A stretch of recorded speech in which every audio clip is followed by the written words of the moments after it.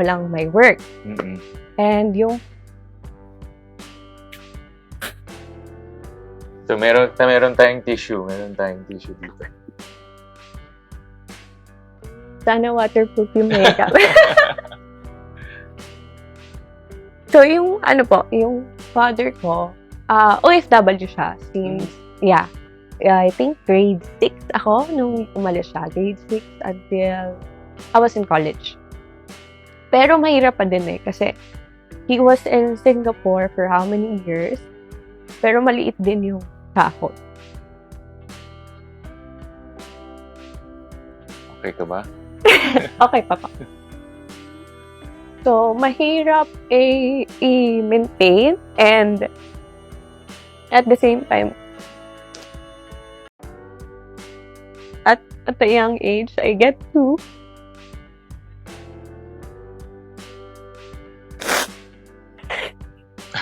Okay ka lang? Okay lang po. CJ. I get to, see and understand the reality of life, the needs, the demands, and all. And I am the oldest, so parang you kinda think na parang you have to also step up, like a mom or a dad to your siblings. Kasi kung wala ring gagalaw. So, since yung mom ko naman, housewife na siya since nung bata kami. So, since na pinanganak niya ako, hindi na siya nag-work. So, talagang focus siya sa amin. Then, yung dad ko yung nag-work. Just comes to a point na nawala yung work, nag-close yung company. So, kailangan bumalik dito. Tapos, magandang araw po sa inyo at welcome back dito sa ating panibagong video. At napanood nyo po ang clip or kabahagi ng interview ni CJ Opiaza dito kay Senator Win Gatchalian sa kanilang podcast.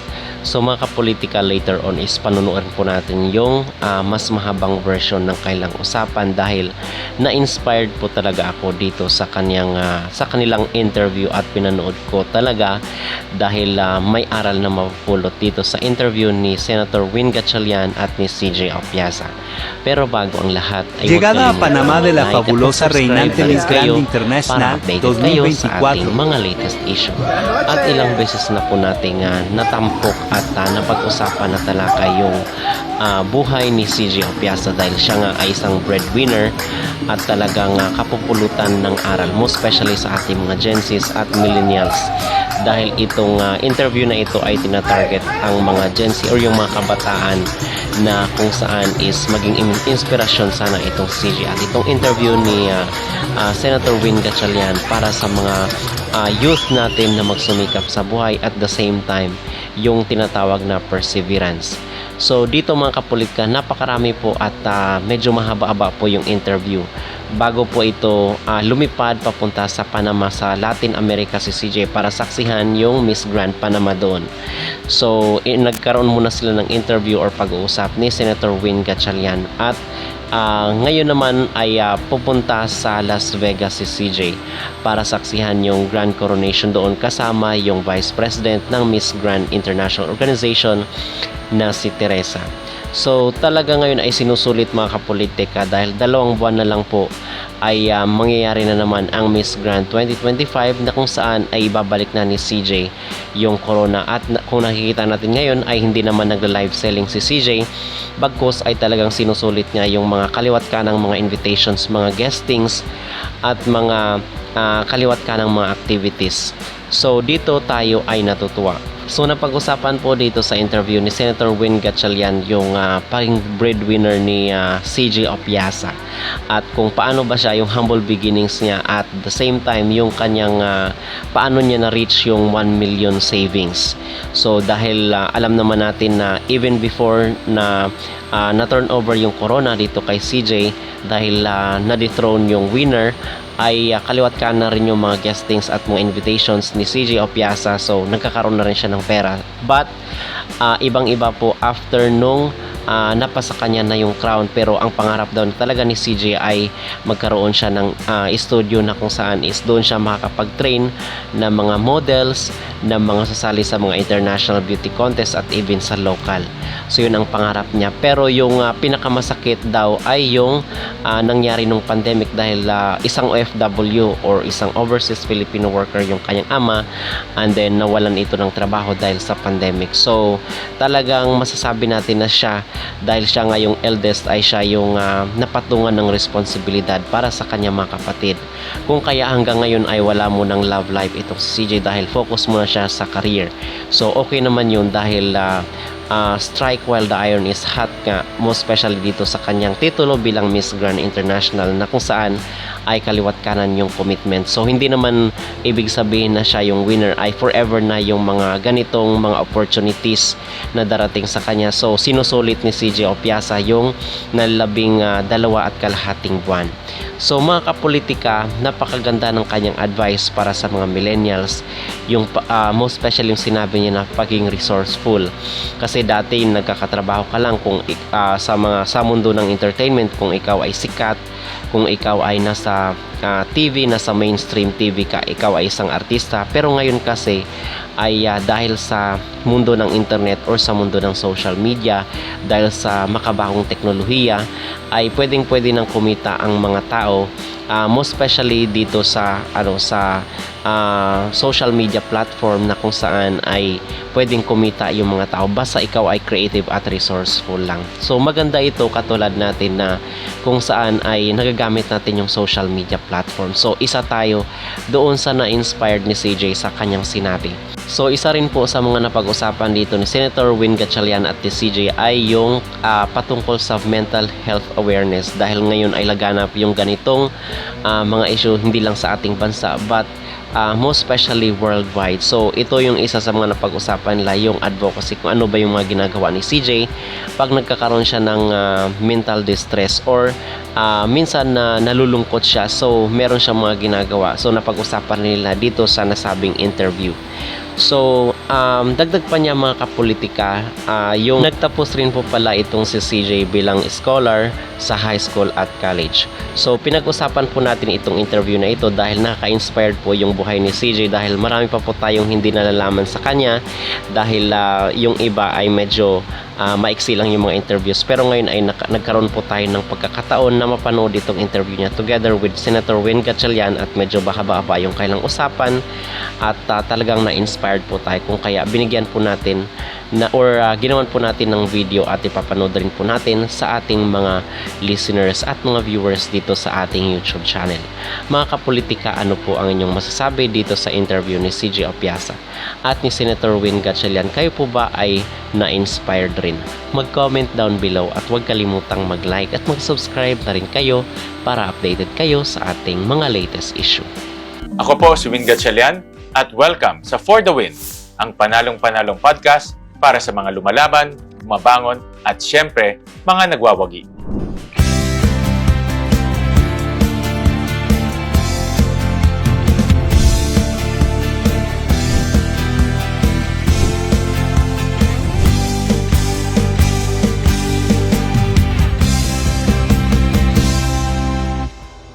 Mga ka-win-win, guess what? We have a royalty in the house. Hindi lang dahil she made her history, pero dahil sa likod ng corona, merong kwento ng sakripisyo, tiyaga at paninindigan. Her story isn't about glam shots and pageant walks. She's been a working student, a breadwinner, and a quiet fighter for her family. Meron siyang corona at kwento. So today, hindi lang tayo mag-uusap tungkol sa mga gowns at Q&A. Ang pag-uusapan natin, totoong buhay at totoong tagumpay. So let's give a grand welcome to the pride of the Philippines, Christine Julian Hinky Opiaza. CJ, welcome to the For the Win podcast. CJ, ilan na ang mga napanalunan mong events at pageants?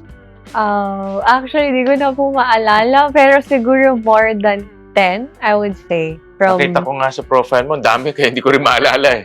Tinatabi ko po lahat ng mga sash. So mga 10 na lahat. More than po siguro. Oh, dami na. Yes. Congratulations dun sa last mong napanalunan? Thank you po. It's my pride also. I think kahit sinong beauty queen na nakapag-represent ng Philippines, same lang din yung feeling. And it's really fulfilling to bring the whole Philippines, and at the same time, iba kasi yung support ng Filipinos, especially pagdating sa pageant. Kasi parang sinasabi namin lagi yung pageant para siyang basketball. Ganun yung feeling. Or para siyang laban ni Manny Pacquiao. Para siyang boxing, ganon. Ganon kalakas yung support ng lahat ng Pilipino pagdating sa pageant. Madalas ko sabihin sa mga bisita ko na foreigner sa Pilipinas, pag umikot ka sa buong Pilipinas, sa lahat ng sulok, makikita mo 3 bagay. Karaoke, basketball, saka pageant. Pageant. Diba? Buong Pilipinas may ganyan. Yes. Kahit saan ka mapunta. Correct. In last pageant mo, you were, it's quite interesting kasi yung nanalo, I understand na disqualify siya. And being the first runner-up, you were crowned as the winner. Yes. So, kwento mo nga sa amin kung anong nangyari doon. Nagulat din ako, katulad ng lahat. Actually, during that day, it was just a normal free day. Sabi ko nga, wow, at least may free day ako today. And then, I specifically was in a dance studio. Nagano ko nun, dance rehearsal. Tapos yung studio, walang signal sa area. So, hindi ko alam kung anong nangyayari. Hapon yon. Tapos, I got a little break. Sabi ko, sige, labas muna ako. Then, I'll use my phone for 10 minutes. Biglang pag-open ko ng data ko, ang dami ng notification. So, medyo nagpanic ako in a bit na parang kinakabahan ako na may nangyari bang masama or something. Because people from my organization and the organization internationally and some of my friends were calling me, which is a new thing for me kasi madalas wala naman akong natatanggap ng mga calls unless there's an event or work. And that day, wala naman akong work. And I got my day planned out already after my rehearsal. Pupunta ako dito. And then biglang, wala na, na-stand na ako. Hindi ko na alam yung nangyayari. I saw the post from both sides. I got a call from the international organization, and then they were asking me if you have the free time to digest everything first, then call us back, then we'll talk about it. And then I called my team, sabi ko, hindi ko alam ano nangyayari. And then, but nung nabasa ko na yung news about it, I knew that in any moment that day, I have to step up and take the responsibility as the new crowned Miss Grand International. So, shocked, surprised, but also grateful. The Philippines was celebrating that day also. Kasi first crown of the Philippines makakuha ng Miss Grand International after how many years? 13 years, no? Yes, 13, 14 years. 14 years. Mga 14 years. Anong unang pumasok sa isip mo? Anong unang emotion na pumasok? Na-blanco po talaga ako. Sabi ko, hindi ko talaga alam paano siya ipaprocess. Tinry ko lang munang alamin, okay po, ano yung mga gagawin natin, the legal conditions and everything. And then, I had to talk to my team, and then, there comes na yung schedule, may crowning na daw, and all. I was able to actually digest the whole thing nung crowning moment ko na sa Thailand. Pwede ba makita yung crown mo? Is it? Yes, actually, nandito po siya. So, this is the coveted crown of Miss Grand. Pwede ba yung sanlato? Patay tayo.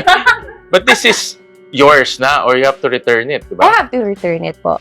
But I'll definitely have a copy of this crown also. You have a replica? Yes. But this is the real crown. Galing. Miss Grand. Wow. Pwede ba natin dalhin sa ano ito? Sa Luwelier para... And then, itong bagong role mo, maraming expectation to di ba? I know sa mga pageants, you have responsibilities. Akala ng mga tao is just purely, ano lang, di ba? Beauty. Just showing up beautifully. and going to on the stage. Yes. Pero maraming responsibilities to eh. In fact, I know na for 1 year yata, magiging busy kayo. So, can you tell us yung responsibilities and nabigla ka ba dito sa new responsibility? Well, for me naman kasi since I got the crown na nito June, I was crowned June 3. So, until October na lang yung reign ko. Ako din yung isa sa may pinaka-shortest reign. So parang yung naiiwan na lang yung naiiwan na months, time. yun yung kailangan kong i-fulfill. Unless the organizations ask me na to, extend or kung meron pang mga ibang parang barangay election, ini-extend parate. Miss Grand International is advocating for stopping war and violence.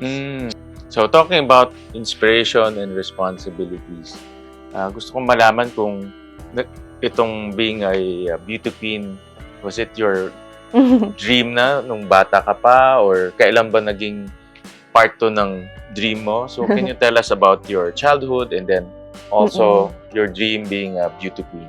So, yes po. Dream ko na siya. It wasn't my parents' dream. It was personally my dream. Anong age mo na-realize na gusto mo maging beauty queen? Pili ko around 5. 5 years old? 7 years old. Kasi ano nakita mo sa sarili mo? Kasi yung nakita mo sa sarili mo, di ba? Yung father ko kasi model siya before. Okay. So, nagmo-modeling na siya mga brands, ganyan. So, although hindi ko pa siya masyado naiintindihan, pero whenever I see him do like rehearsals, parang, gusto ko din sa stage. Gusto ko rin mag-modeling. Minsan, ginugulo ko yung mga kasama niyang model, tapos nagpapaturo ako. So, before I wanted to be a model, yung mga Victoria's Secret model, yung mga ganyan. And then, sa city ko kasi, sa Olongapo, hindi naman ganun ka open yung modeling eh. It's more of maraming pageants. So, parang doon na ako na-divert sa pageantry. Sabi ko, it's the same thing. Nasa stage ako, nagpa-perform ako. Tapos, aside from that, you get to do talent competition. Sa modeling kasi wala. You just walk for brands, di ba? So, doon may modeling, tapos may Q&A pa. So, maraming nangyayari. Sabi ko, okay, interesting. Kasi nung bata ako, sa public school, ewan ko if makaka-relate yung iba, may mga canvassing lagi. Canvassing? So, canvassing, yung parang nagbebenta ng, dapat may news and escort kayo. Okay. Tapos magbebenta ng mga ticket. Well, hindi ako sumasali doon kasi gastos. Nasa utak ko gastos yun. Hindi ako mananalo doon. So, sasali ako sa mga dance competition. So, nung bata ako, may group ako. So, talagang mahilig ka na mahilig ako, ganyan na involve ako sa, performing. Hindi ka nahiya, tapos sa amin siguro magkakapatid ako yung medyo makapal yung mukha. Tapos, yung parents ko naman kasi, supportive. Since, I think, kasi both of them, kumbaga nasa entertainment din dahil yung father ko, model, then my mom was also a singer of a band before sa city. So, parang both of them inclined doon. So, nasa parang entertainment / modeling basta performing. So, support sila. Pero lagi akong talo sa mga pageants sa school or yung mga ibang pageants sa city. So, I would say I came from, humble beginnings. Oo nga. When you said you went to a public school. Yes, proud. For both elementary and high school. High school, supposedly, okay naman, wala namang problem with me. And malapit sa bahay yung school. Less gasto sa pamasahe. Naglalakad Pwede ka lang. kang umuwi para kakain ka ng tanghali, ganyan. And then, yung boss nung father ko offered the scholarship sa papa ko. For high school? Nung high school ako. Galing. Kasi I believe yung boss niya before, kumukuha siya ng mga scholars ng mga anak ng mga trabahador niya. So, nasama ako doon. As long as I maintain this grade. So, yon, but just for, I think, 2 years. And then, yung father ko na yung nagtuloy, nagbuno ba na matapos ko yung, kasi nasa private school so, ibig sabihin, you're also academically mini-maintain. Maganda yung standards mo. Yes. Yung parents ko naman, as long as hindi ka babagsak. Hindi naman siya yung parang strict na kailangan honor student ka, top 1 ka, top 2 ka. And nung nasa private school ako, medyo culture shock ako na, ay, ganito pala sa private school. Iba yung demand. And iba rin yung galing nila. So, nung nasa private ako, tipid-tipid, bibili ka mga second-hand na mga books, second-hand uniforms, mga ganon. Para matapos lang yung school. And then, I joined Miss Teen Olongapo. Thrice. Yung una, wala pa siyang scholarship program. I was 13 years old. Parang yun yung first teen pageant ko dati. 4th runner-up ako. And sabi ko, sali tayo ulit the next year. Tapos narinig ko may scholarship kasi sabi nun parang, hindi ka na makakapag-college kasi nga, magastos. Ganyan. Although may public college naman sa amin. But I know, kasi syempre pag nag-aaral ka, marami pa yung mga miscellaneous fees, whatever. So, sali ako ulit. Second year nila ng Miss Teen. Hindi ako pumasok. But the third, pumasok ka na. Yes, yung third ko, nanalo na akong first runner-up. Ang makakakuha lang kasi ng scholarship hanggang second runner-up. 100%. Okay. Pero ang, okay na.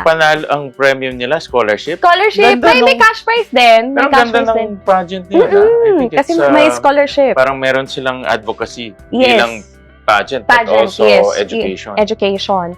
So, sabi ko, Mama, kakapag-school na ako. So, I studied in Lyceum of Subic Bay. So, sa Olonga po. I finished my degree in Business Administration, Human Resource major. So, I was supposed to get alam mo yun, pag college ka ng course, gusto mo mag-aral sa UST. So, tuloy-tuloy ka nag-scholar. High school, and college. College, yes. So, you're a academic achiever, diba? You're a model. Yes. Tapos ngayon, you're a pageant winner. So, you achieved so much in your bata ka pa, in your 27. in your young age. Thank you. Lalo na yung school kasi I think we have to emphasize importante yung Yes, education. importante. So, and Importante. mostly, diba, iniisip nila pag sumasali sa pageant, nag-quit ng school. No, marami ako naririnig na ganyan. So, but sa'yo, you're a constant scholar until Kasi you graduated. Yeah, kasi ako naman parang, since I needed to help my family also, you have to think wider. And yung reign mo kasi as a queen, it only lasts for a year. So, laging may question na parang, okay, what's next? Correct. You don't know what's gonna happen. You can either be relevant or not anymore. So, that depends on you. So, lagi akong takot na parang, baka after this, wala na. So, mahirap. Saan ako magpo-fall? At least I have my degree. It's easy. I mean, it's hard also in the country. You have to have your degree at least to get a job. So, at least I have my diploma with me. Although, I wasn't able to try any corporate job yet. And busy ka naman ngayon with your going around and your responsibilities. But you said earlier you're helping your parents. Yeah. So, you were also helping them financially. Yes, I'm the breadwinner of the family until now. So, paano mo binabalance yun? You're a breadwinner. You have your pageant responsibilities. Diba? And I'm sure you also have your advocacy. So, paano mo binabalance lahat to? No, kanina you mentioned that you were traveling around because of your responsibilities. So, how do you balance all of this at a young age? So, mahirap, of course, especially nung pandemic time. Sobrang hirap. Kasi, lahat stop na. Walang may work. And yung... So, meron tayong tissue. Meron tayong tissue dito. Sana waterproof yung makeup. So, yung yung father ko, OFW siya since, I think grade 6 ako nung umalis siya. Grade 6 until I was in college. Pero mahirap pa din kasi he was in Singapore for how many years? Pero maliit din yung sahod. Okay ka ba? Okay, papa. So, mahirap i-maintain and at the same time, at a young age, I get to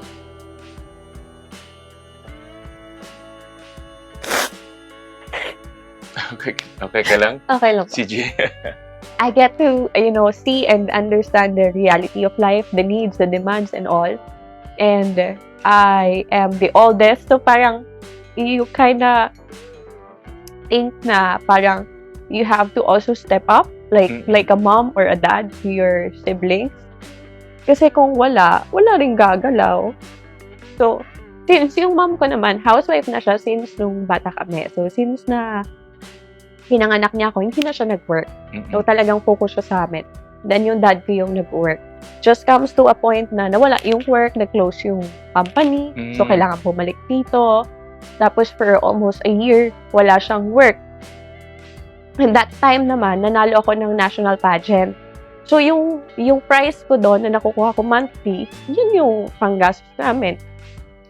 Which is nakaka-help naman, to be honest. And blessing yun.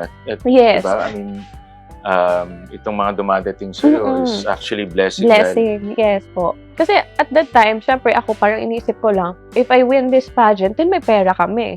There was a point where hindi rin ako makabayad ng miscellaneous. I was already a scholar but I had to pay the miscellaneous and parang I just needed 2,000 pesos and all my friends nag-ambagan. Ang bait naman nila. Nag-ambagan sila para nagpa-500 para makapag-enroll ako para for that matapos SEM. mo yung school mo. Kasi sabi ko, uy girls, parang malilate ako na mag-graduate kasi di yata ako makapag-enroll this SEM.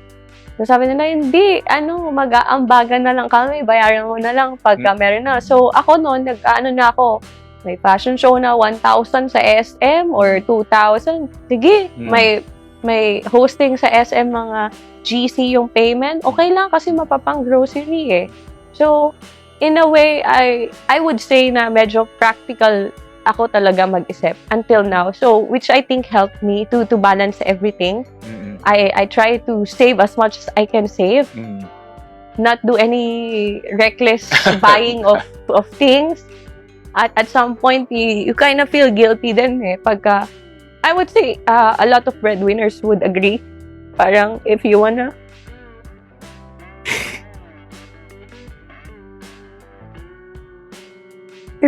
do or buy something. Okay ka ba? Gusto mo pa tissue? Kailan pa? Baka Meron pa dito. Marami tayong tissue. Yun po. Parang if you wanna do something or buy something for yourself, for example, you kind of feel guilty to do it kasi you have to think na, baka pag ginawa ko to, baka biglang may mangyari. Tapos, wala kang mahugot. And, ayoko na. Personally, ayoko na bumalik dun sa point na parang ang hirap. Parang, kakatok ka ng mga bahay to help you. Kaya pala nasabi mo kanina, Gen Z ka with a baby boomer mentality. Pero tama yun dahil actually maganda na papakita mo yan sa mga gustong pumasok sa pageant because maraming, akala nila marami na pumapasok sa pageant, glamorous lang eh. It's all glamour, it's all pageantry. Pero dapat malaman rin nila na may meaning rin to for yourself and for your family. Like in your case, in pageant, nakakatulong sa family mo. And it helps you also plan your life. Yes. Diba? And like sinabi mo, maganda yung sinabi mo about planning eh. Planning is very important. Maraming tao na reckless talaga. No? Kagaya yung online gambling, diba? Ngayon, may ipon sila pero nauubos sa gambling. But you need to plan your life. Yeah. Not only for you, but also for your family. For your family, yes. Because I also don't want to see my siblings especially to, I want to teach them na life comes with hurdles. It comes with all these problems. And kailangan, pag biglang dumating sa harap mo yan, alam mo kung anong Saka gagawin mo. ka, At least. And then, you also have to learn how to ask for help. But at some point also, as an ate, parang, of course, ayaw mo din naman na umabot sila sa point na makikita mo sila yung mahihirapan na parang nagmi-mirror yung sarili mo before sa kanila. So, as much as possible. So, tinuturo mo rin yun sa kanila? Opo, tinuturo ko din. And sinasabihan ko rin sila. Kasi, ako kasi hindi naman ako takot sa death. So, anytime I could be gone. Diba? Paano pag wala na ako? So, tinuturuan mo sila mag-save and yes, also be kailangan nila responsible. mag-save. Yes. Manghihingi ko na rin ng money dahil malapit ng pasukan. Magbibigay ako excess. Very Sabihan inspiring ko yung na. story mo. Kasi nga, to be honest about it, sa mga ordinary nating mga constituents, tingin nila pageant is just glamour. No. But for many people like you, it's really deeper and more than that and deeper than that. So, but I think in responsibility of being an ate and using what you have now to help your family, very inspiring yun. But very stressful. Nakikita ko, very stressful. Hindi ka naman iiyak kung hindi stressful, di ba? Very stressful ang reality. Stressful ang reality talaga of life. And tumataas mga bilihin. No, very stressful. Diba? So how do you handle stress? How do you handle Kape. stress? Like right now, how do you, I'm sure meron kang family responsibilities, lumilipad ka. And now you have responsibilities for Madami. How do you handle all of this stress? Well, I have a good team. I have a good set of people also who help me. But personally, hindi ko din alam. I think the stress is just here. And then parang ako minsan, sige, dito ka muna. Ito yung kailangan kong gawin ngayon. Fulfill this. Balik ako mamaya. Babalik ako kung ano yung kailangan Meron pa bang special activity? Like ako, I exercise every day to release stress. Ako po before, nung talagang umabot ako sa point na parang hindi ko na kaya lahat. So, yung gym yung naging parang outlet way ko. mo. Yes, so parang pag wala akong gagawin, feeling ko may mali. Feeling ko ang tamad ko. So, gagawin ko, pupunta ako ng gym. Mag-workout ako, minsan nabot ako 3 hours. It's not because just to, I want to, gain muscles or something. It's just to release stress. Tapos, I love seeing people, like, hindi ko man sila kausap, nakikita ko lang. I feel like, nakikita ko lang sila. I feel like, so, punta ka sa coffee shop, tapos people watching lang. Opo. Actually, minsan Actually, ako ganyan. ginagawa ko yan. Nung college, ganun ako actually. Kaya mahilig din ako maglakad. Kasi, you get to see, iba-ibang tao, iba-iba yung story. Yung makikita mo, may family niya sa daan. Pakita yung family na to, iba naman. Tapos yung isa, malalaman mo, working student yun. Parang ganon. Iba-iba yung story ng life. And ang ganda lang din tingnan. Meron bang times sa life mo na you wanted to quit? Yeah. And then, parang ayoko na itong pageant na ito, ayoko na itong ginagawa ko, I just wanna, bahala na. But yung ugali mo, hindi naman bahala na. Hindi hindi ko meron kaya. ba time na you wanted to, ano yung instance na yun na you wanted to quit? It was the pandemic, 2020. Parang, yun kasi yung time na lumabas kami ng bahay namin, ayun, a problem sa lupa, yung mga ganon. Lumabas ng bahay, bumalik ulit doon. Pagbalik doon, hindi na namin alam anong gagawin namin. Kasi, kaya kami lumabas, because I think everyone naman may plan during that year na sabi ko, may work ako dito, makakabiyahe ako Manila, balik ako Olongapo lagi pag may work. Ganun naman ako before, balikan lang. Bigla nag-pandemic. So, yung pera ko na pangrenta sana, hindi kakayanin kasi nag-pandemic. So, stop lahat. Walang ipapasok sa akin. And wala ring makakapaglabas anyone from the family. Sabi ko, balik tayo doon sa lumang bahay kahit nag-aaway-away. How do you overcome challenges? What is your strategy? Kasi tama ka, no? Sa buhay naman, di naman mawawala yung hirap tsaka challenges. But how do you overcome that? Ano yung... I think it's more of embracing it. Na parang, the challenge? Yes. You have to be present in the challenge. Hindi mo kasi pwedeng isang tabi. Pwede yung, parang sabi ko kasi lagi, hindi mo siya pwedeng takbuhan eh. Pwede ka lang mag-pause. Okay, so isang tabi ko to muna. Saglit. And then, pero kailangan mo siyang balikan. Hindi po pwedeng takbuhan mo yan kasi babalik at babalik lang din yan sa'yo at some point in your life. So, haharapin mo rin? Haharapin mo din siya. Hindi kasi ako din masyadong ma-open na parang ikukwento ko. Ito yung problem. Or like sa family. I think medyo naging ganun yung environment namin. Hindi masyadong open when it comes to, expressing na hindi mo na kaya, yung problem and everything. So, ako, mahilig ako mag-isa. So, gagawin ko lalabas talaga. Maglalakad lang ako. Magpapahangin. Kung hindi open, who do you talk to? Diba? Kung hindi open, may mga ganun na. Ako, yes. To be honest about it, my family is also like that. But who do you talk to? Meron ka bang best friend? Meron naman kapatid? ako, yes. Who do you talk to? Kasi outlet is important eh. No, ayokong ikwento siya sa sisters ko kasi stress rin sila. Oo, ayoko masistress din sila. And at the same time, yung kasunod ko naman, medyo same lang ng age ko. Pero yung bunso, ayoko as much as possible naririnig yung mga away-away or problema. Kasi feeling ko siya hindi ko kasi alam paano yung way nung pag-adapt niya. Kasi feel ko hindi pa ganun fully mature yung pag-iisip niya. Baka mamaya maisip niya, puro lang negative. O baka naman mamaya mag-isip na kailangan kong gumawa ng ganito, ng ganyan, ng hindi namin alam. So, ayoko naman umabot dun sa point na yon. So, may best friend ako. Who was my best friend since elementary. So, yun yung kinakausap ako, may mga problema, may challenges. Siya ang mahilig mga mustad man. So, doon na ako magkukwento. May free day ka ba? Sige, coffee time. Mahilig kami nalabas magko-coffee lang. nagkukwentuhan na. Siya yung listener, ako naman yung... Sa mga ganitong challenges, it's good for your mental health na mayroong kausap. May diba? kausap, I'm sure yes. you know that being an advocate. Yes. So, yan yung number one na mayroong outlet. Kasi kung ikim-kimin mo lang, mahirap. mahirap eh. Mahirap. Sasabog Ako, ganun ka. din ako. I have someone to talk to. Yes. So, I think that's why I came to a point na parang feeling ko sumabog na ako nung time na yun. But I had this friend also na I talked to her. Tapos, sabi niya, ganito muna, hinga ka, ganyan. Tapos, hinelp niya din ako at that moment. And then, I had to find some ways also, some work para medyo yung isip mo. Minsan kasi pag wala kang ginagawa, doon pumapasok lahat eh. So if you have something to do, medyo nawawala ka doon sa mga problema. Sa mga problema.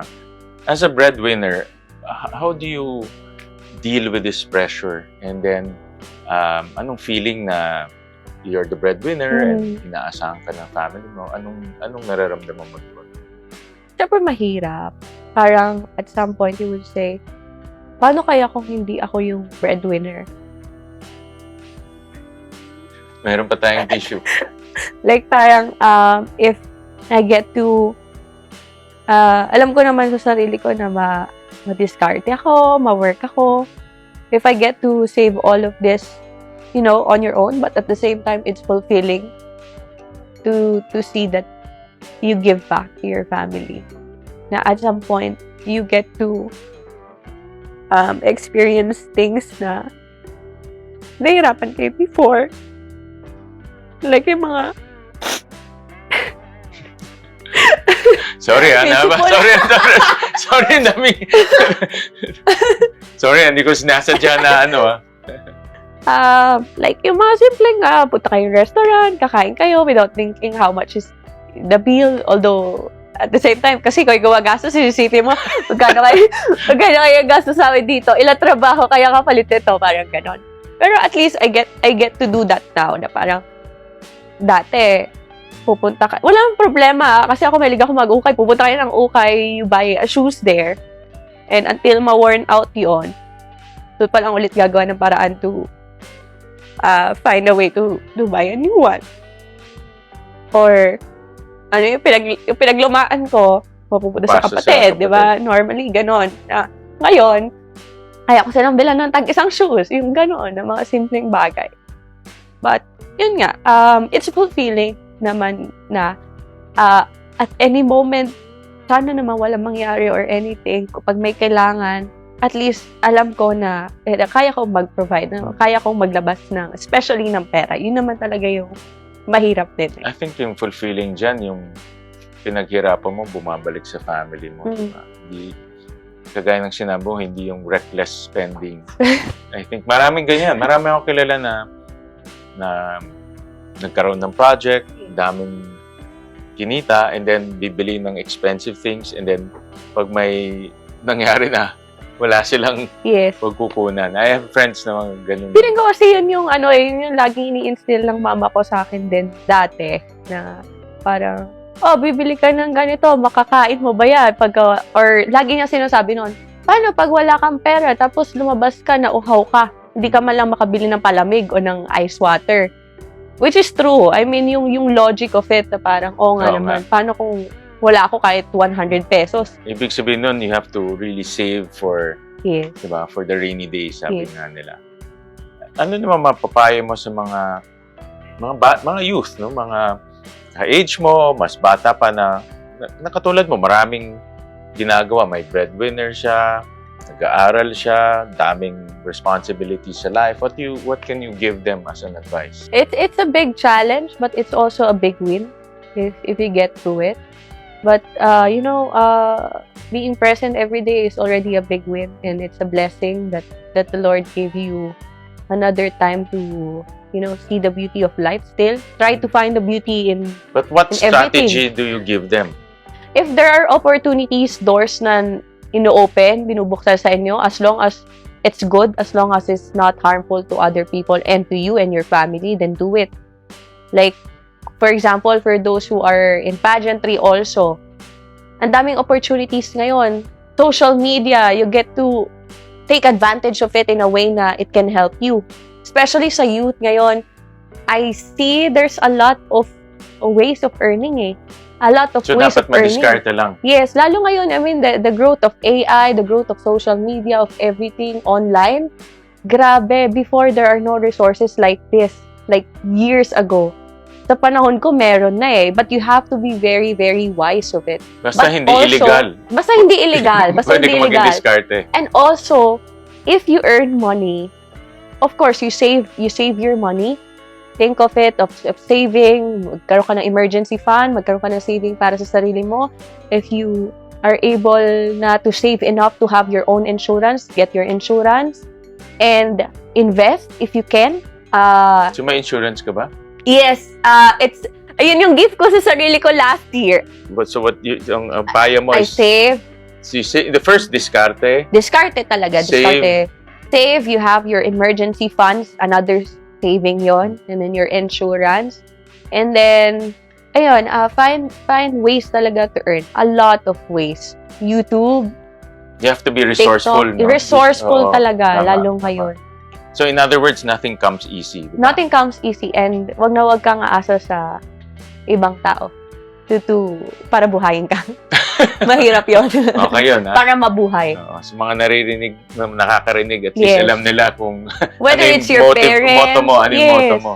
Whether it's your parents or a friend or... Be independent. Be independent. Be independent. Kasi, pwedeng mawala yun sa isang iglap. Paano ka pagka nawala lahat? Ngayon, may insurance ka na, so at least meron ka na papupunan. Pero kailangan pa po mag-ipon. More pa. Ang ganda ng sinabi mo, CJ. Hindi mo lang ipinanalo ang Pilipinas, ipinakita mong posible ang tagumpay kahit sabay-sabay ang laban sa buhay. O mga ka-win-win, let's take a moment and let this sink in. We'll be right back. Importante na pag-usapan natin ang mental health dahil marami pa rin tayong mga kababayan na hindi naintindihan itong kondisyon na ito. Dapat mapag-usapan natin ito para maintindihan nila kung ano yung pwedeng gawin, sino yung pwedeng puntahan, ano yung pwedeng dunas dito sa mga nararamdaman nila. Ang pinaka-common na mental health condition ay yung depression o yung talagang sobrang lungkot ng tao. Akala natin, pagod na pagod lang, kaya pinapatulog lang natin. Pero mas malalim pa pala yung dahilan. Kaya ipinasa namin yung batas on Basic Education Mental Health Program para mabigyan natin ng kaalaman ng ating mga teachers, principals. Binibigyan rin natin ng training o kaalaman ng ating mga magulang tungkol sa mental health. Base sa aming pag-aaral at sa mga kwentong narinig namin sa aming pagdinig o hearing sa Senado, marami tayong mga kabataan na nakakaranas ng ganitong mental health condition. Kaya huwag silang matatakot. Huwag silang mahiya na kausapin ng kanilang mga magulang, kanilang mga teachers, lalo na mga ating guidance counselors dahil alam nila kung anong gagawin. At kami rin, gumagawa pa kami ng maraming programa para makatulong sa ating mga kabataan.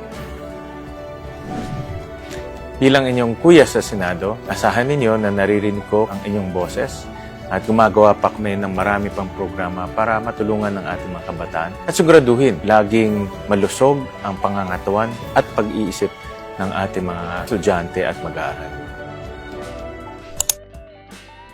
Ito pa rin po ang For the Win podcast at kasama pa rin natin ang reigning Miss Grand International, CJ Opiaza. Of course, you're now a title holder, nasa social media ka palagi, nasa limelight ka parat. How do you keep yourself grounded? Ito nakita ko rin to in many things, lalo na in politics.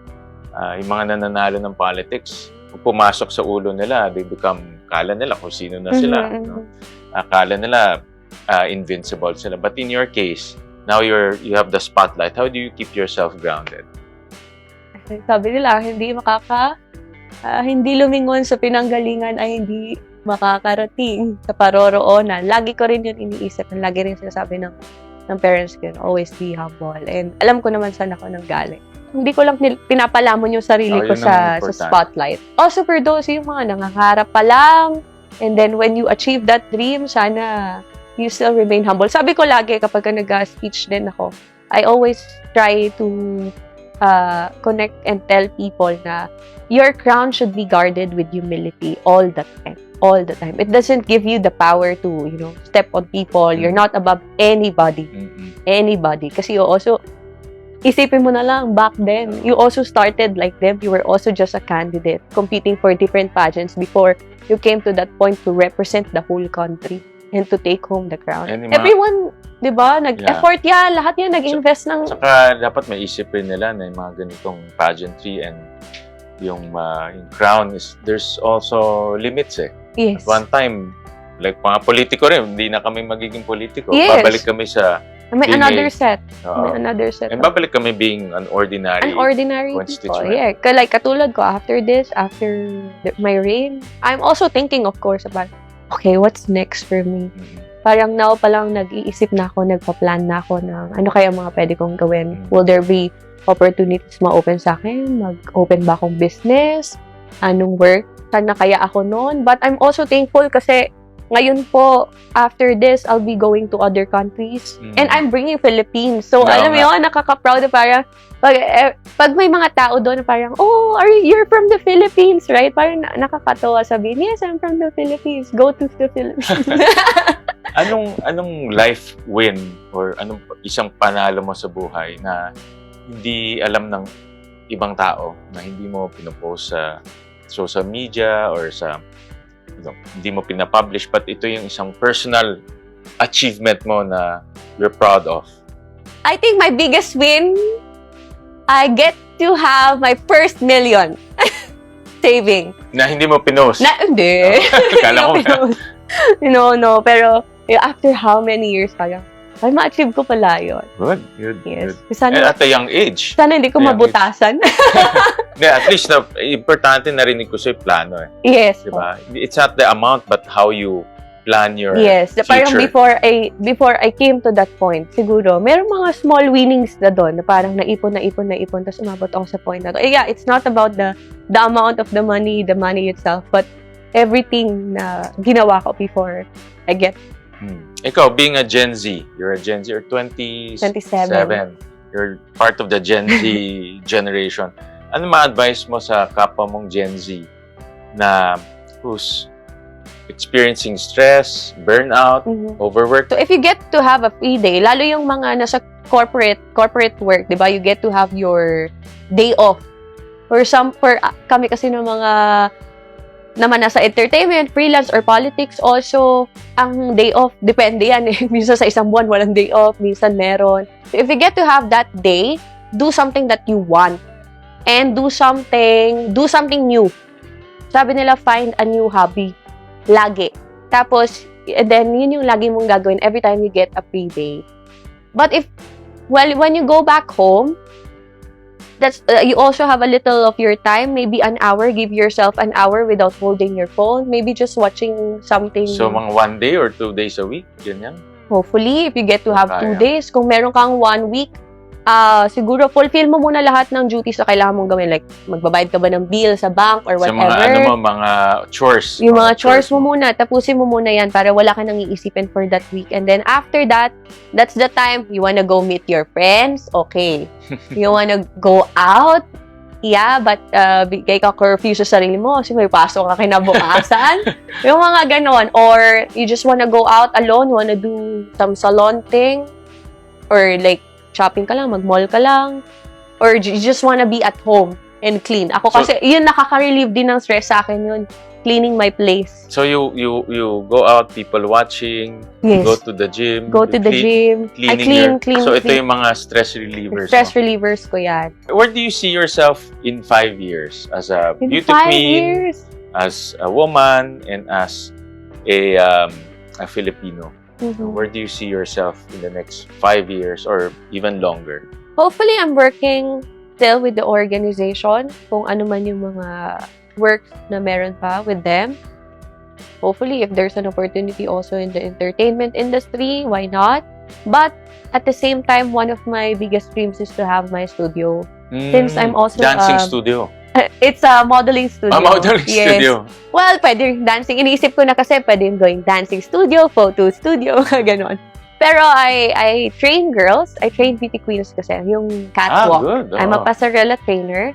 So I just stop for now since I don't have enough, time to train girls. But I was able to send some girls who competed internationally and won the crowns also for the Philippines. So, I'm thankful. Hopefully, I get to have my studio and by that time, sana meron na and I get to train more girls. How do you define success or sumakses, sabi nga ni Ninya? Sumakses! Diba? Anong definition mo ng tagumpay? Okay. And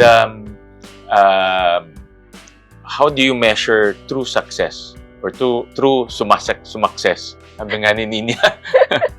So for me, well, success, it's not about the things that you achieve, like crowns, medals, trophies, certificates, recognition from people.